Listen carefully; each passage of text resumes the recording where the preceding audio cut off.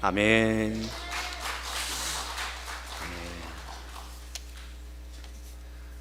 힘을 사용하는 지혜라는 제목으로 시간 말씀 전하겠습니다. 다음 주 따라서 하겠습니다. 힘을 사용하는 지혜. 여러분들 힘 있습니까? 여러분들 힘이 있어야 힘을 사용하죠. 여러분들 힘이 약한 것보다 더 위험한 것은요, 힘을 잘못 사용하는 겁니다. 그래서 운동하는 선수도요, 약해서 치는 것이 아니라 자신의 힘을 잘못 사용할 때 부상을 입습니다. 악인이 힘이 더 강하면 강할수록, 사실은 그 악인의 힘이 강하면 강할수록 여러 더 많은 사람들이 피해를 입습니다. 약한 사람이 입히는 피해, 약한 사람이 내는 사고보다는 강한 사람이 내는 사고가 더 큽니다. 자전거 타고 가다가 사고를 내는 것보다요, 차를 몰고 가다가 사고 나는 게 더 크지 않겠습니까? 여러분들, 힘은 잘못 사용하면 자기도 다치고 상대도 다치게 합니다. 성경에 오늘 사울왕은 자신에게 주어진 절대적인 강력한 힘을 소유하게 되십니다. 그것은 왕이라는 권력의 힘이에요. 왕, 사울은 왕이 되어집니다. 여러분, 근데 그 왕이 오늘 본문에 보면은 굉장히 비참하게 죽음을 당해요. 사울, 그는 어떤 사람이었습니까?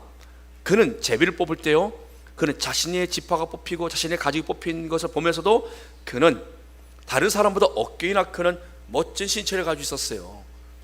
그런데 불구하고 그는 겸손하게 자신을 드러내지 않고 짐 사이에 숨어있던 인물이에요. 얼마나 겸손합니까? 아버지가 짐승을 잃었다 그러니까 아버지의 짐승을 찾으려고요, 몇 날을 찾아다녔던 사람입니다. 그러다가 사무엘 선지자를 만나서 기름 부음을 받지요. 착했던 사람이에요. 사울은요, 자신에 대해 성실하고 착하고 또 겸손하고 그랬던 인물입니다. 그는 열정도 있었어요. 열정도. 왕이 되었지만 그는 왕이 된 이후에 그는 여전히 밭일을 합니다. 짐승을 데려가서 밭을 갈고 일을 해요. 왕으로 선발된 데 불구하고 왕이 밭일을 했어요. 사울왕의 초기의 모습입니다. 그런데 어느 날 암몬이 쳐들어옵니다. 그리고 야벳 사람들을 공격해 들어옵니다. 야벳 사람들이 두려워하여서 그들이 암몬에게 장로들을 보내요. 지도자들을 보냅니다. 그랬더니 장로들이 가서 우리에게 안전을 보호하면 우리가 당신들을 섬기겠습니다 했는데, 암몬의 나하스라는 왕이 너희들을 항복할 자격도 없어, 한쪽 눈 다 빼면은 우리가 받아주지. 여러분, 얼마나 멸시하는 겁니까?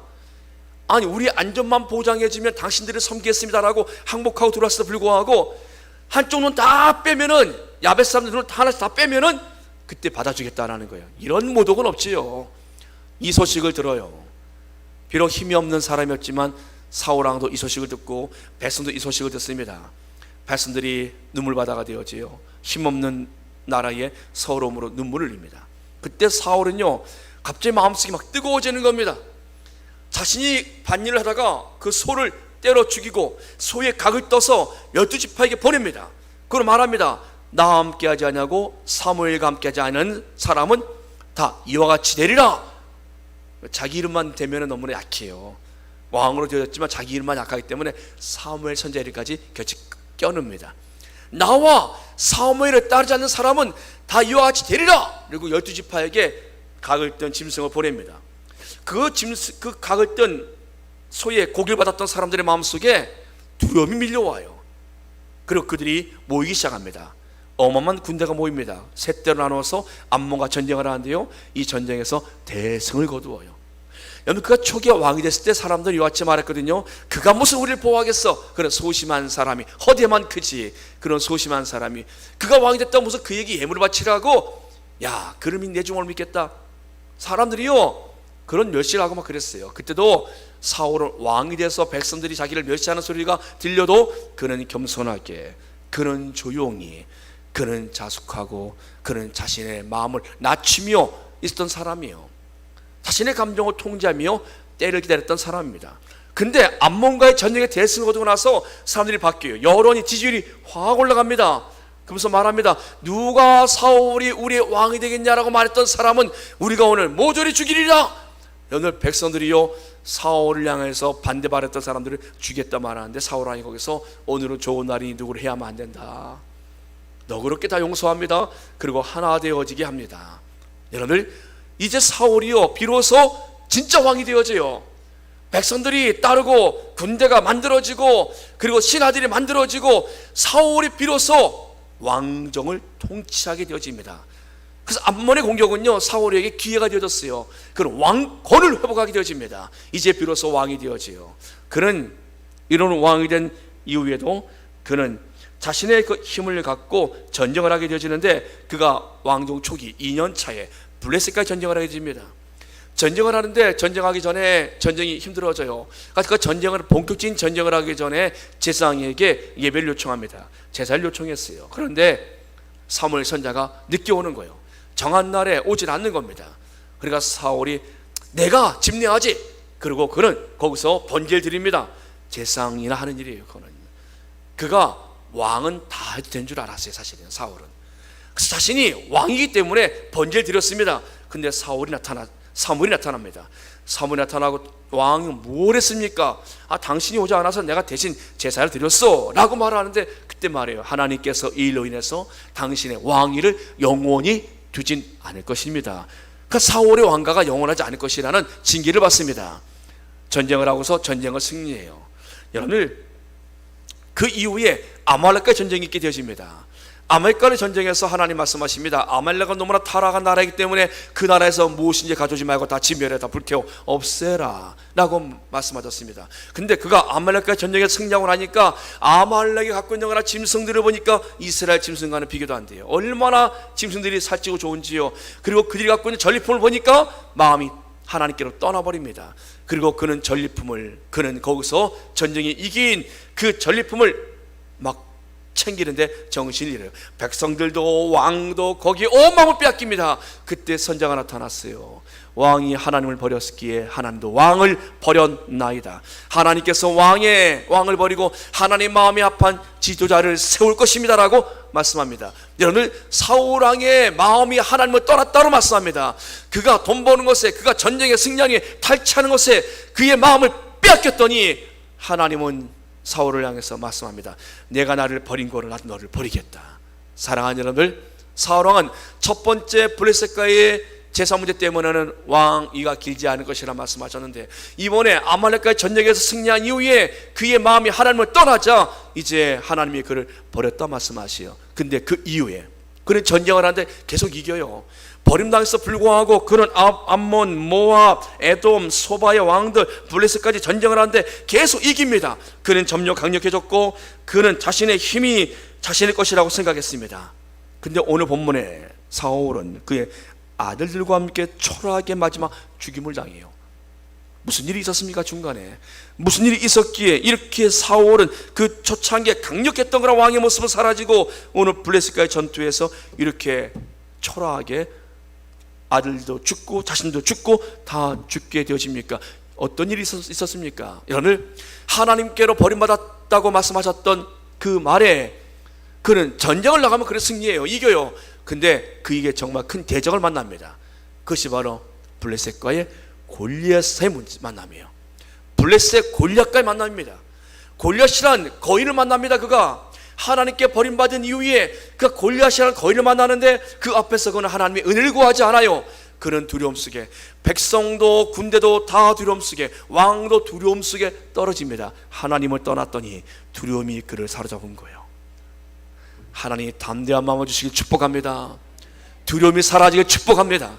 하나님께로 떠났더니 그의 마음속에 밀려오는 두려움, 골리앗 때문에 두려운 것이 아니라 그는 사실 하나님과 관계가 멀어졌기 때문에 밀려오는 두려움이 있었던 것이에요. 사랑하는 여러분들, 그 사람 때문에, 그 일 때문에 힘들어요. 잘 보십시오. 그 사람 그 일 때문에 힘든 것인지, 내가 하나님께로부터 멀어졌는지 우리는 잘 보셔야 돼요. 더 나아가서 사단의 공격이 내 안에 들어와 있는지 우리는 잘 봐야 돼요.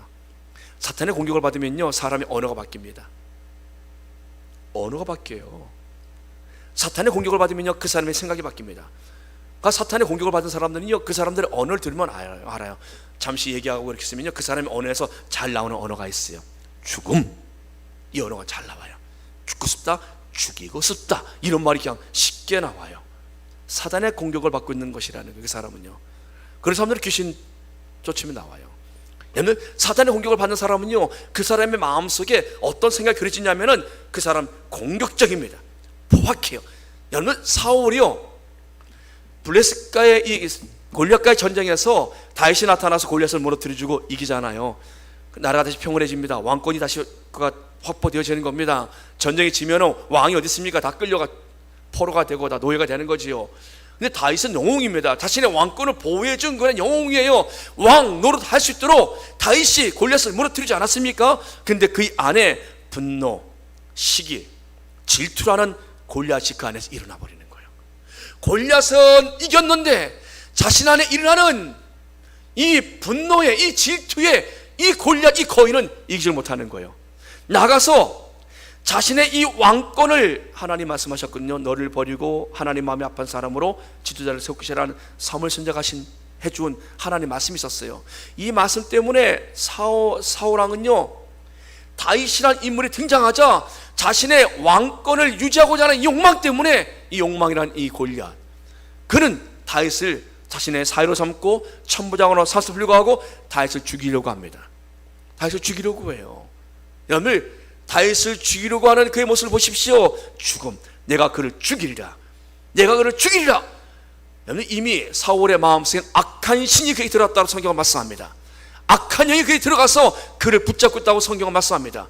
그러니까 사울을 다윗을 죽이려는데 사울은 힘을 씁니다. 왕은 어떤 일을 하는 겁니까? 왕은요, 백성들이 잘 살도록 돌봐주고 기술을 개발하고 또 외교도 필요하면 하고 국방도 튼튼하게 하고 나라 안팎을 잘 돌봐서 나라가 부강해지는 것이 왕이 할 일이에요. 여러분, 그래서 안으로는 국방을 강화시키고 경제력을 회복시켜야 되고 기술 개발하고 바깥으로 외교를 잘해서 나라 지위를 높이고 안정되게 만드는 거, 이게 왕이 할 일입니다.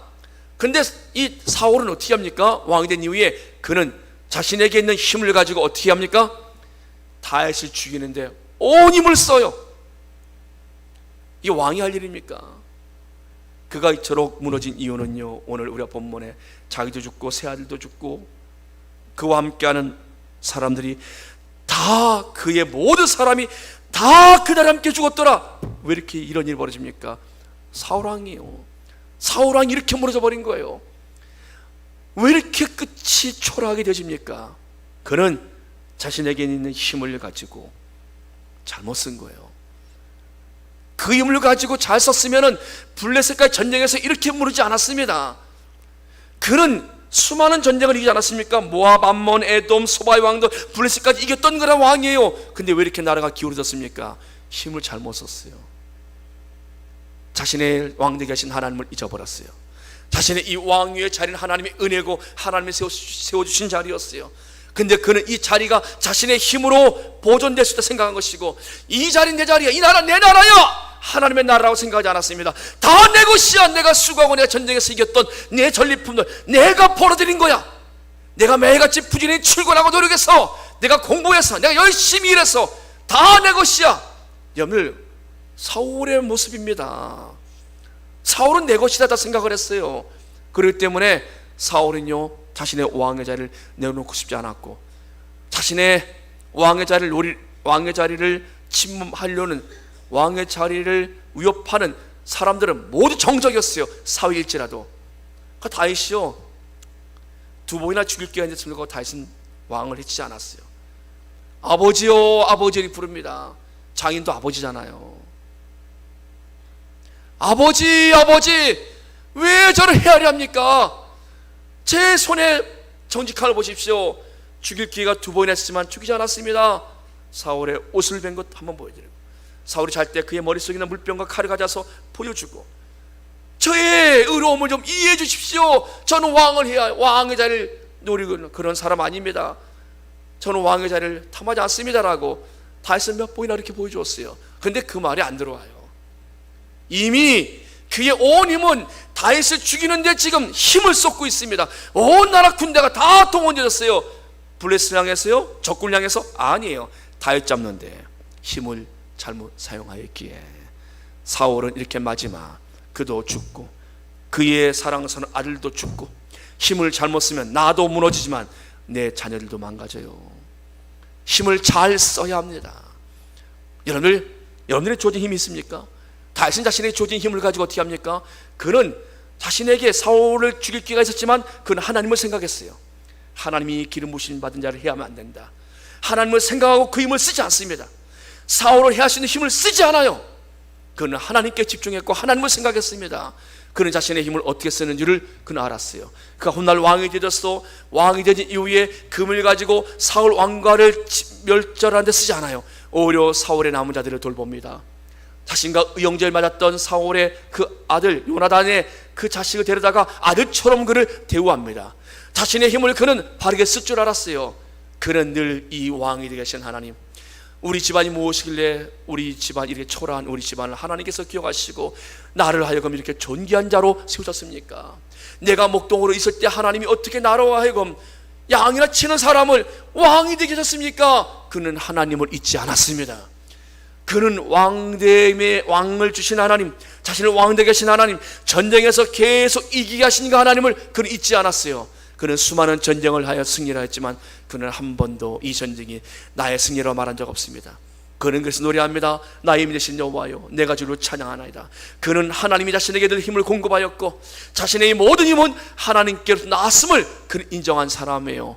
왕의 자리, 자기의 주어진 자리 모든 승리는 하나님의 것입니다. 사랑하는 여러분들의 그 모든 승리는 하나님의 승리입니다. 할렐루야. 내게 있는 거나 모든 것들은 하나님이 주신 것들입니다. 할렐루야.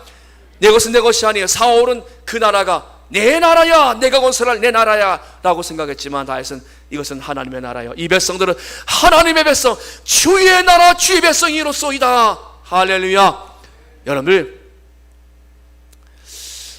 우리에게 주어진 힘을 어떻게 사용하고 있습니까? 힘이 없음을 탄술하지 마시고 내게 주어진 힘을 바르게 쓰면 여러분들의 인생은 더 풍성해지고 여러분들의 삶은 더 아름다운 삶이 되어집니다. 2차 대전 때 히틀러는요, 유대인들을 학살합니다. 600만 명 유대인이 학살되는 가운데 500만 명을 수용소로 보내는데 결정적 역할을 한 사람이 있어요. 권력자 아이만. 이 사람 당시에 중령이었는데요, 당시에 독일 나치에 그는 그는 정보 과장인가 하는 위치에 있었어요. 근데 그 사람은요, 히틀러가 매우 신임을 합니다. 그는 히틀러에게 온 충성을 다합니다. 그는 자신에게 있는 권력과 힘을 가지고 어떻게 합니까? 사람을 죽이는데 유대인 600만 명에서 500만 명을 수용소로 보내는데 결정적 역할을 한 사람이에요. 여러분, 히틀러가 그 사람을 얼마나 쓰임씨 있는 사람으로 보지 않았겠습니까?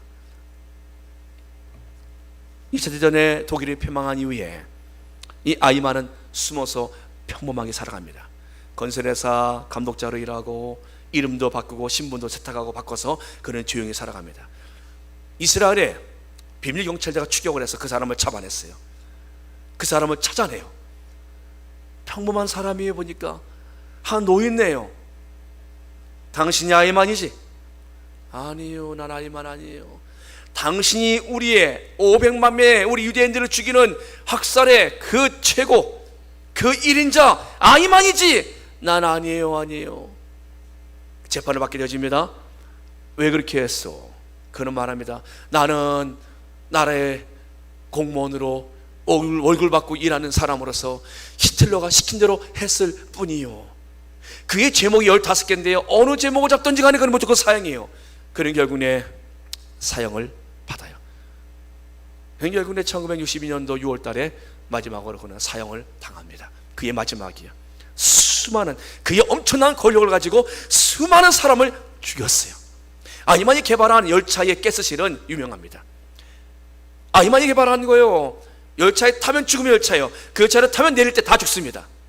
그 안에 가스가 나와서 죽음의 열차를 개발한 사람 아이만, 독일의 영웅이었으나 그는 결국에 그의 마지막은 단두대에서 이렇게 처형을 당합니다. 그에게 있는 권력이 수많은 사람들 죽였어요. 근데 그때 한 사람이 등장을 했어요. 그 사람도 똑같은 독일 나치 당원이었고 그는 독일인이면서 오스트리아의 독일이었습니다. 그 사람은 바로 오스카 쉰들러라는 사람이에요. 이 쉰들러라는 사람은요, 당시에 사업가입니다. 군수 전쟁에 필요한 군수 물자를 내는데 특히 군인들이 밥 먹는 그 군납용 식기를 그는 가공해서 납품하던 사람이에요. 독일과 손을 잡아서 유대인들을 데려다가 노동용을 시키니까 엄청난 부를 추적을 합니다. 월급이 안 나가니까요. 오늘날에 만약에 기업들이 월급 안 나가면 기업들 엄청나게 부자 될걸요. 사업주들이요. 월급이 안 나가니까 이 사람은요 엄청난 부를 갖게 되어져요. 근데 이 사람이 거기서 회개를 보고 있는 유대인 스톤이라는 사람이 신들로 자신의 사장이고 주인이 그 사람을 데려가서 유대인들이 학살당하는 상황을 보여줘요. 그것을 보고 신들로가 놀랍니다. 유대인들을 이렇게 죽이다니, 이거는 학살이다, 이거는 살인이다, 이건 만행이다, 이럴 수 없어. 자신의 그 사업을 하는 사람은요 자신의 그 부와 사업에 집중하지 않습니까? 근데 신들로가 눈이 열리는 거예요. 유대인들을 살릴 방안을 생각합니다. 그래서 체코에 그런 공장을 세우고 그쪽으로 사람을 빼내기 시작합니다. 당시에 독일이 눈치를 챘어요.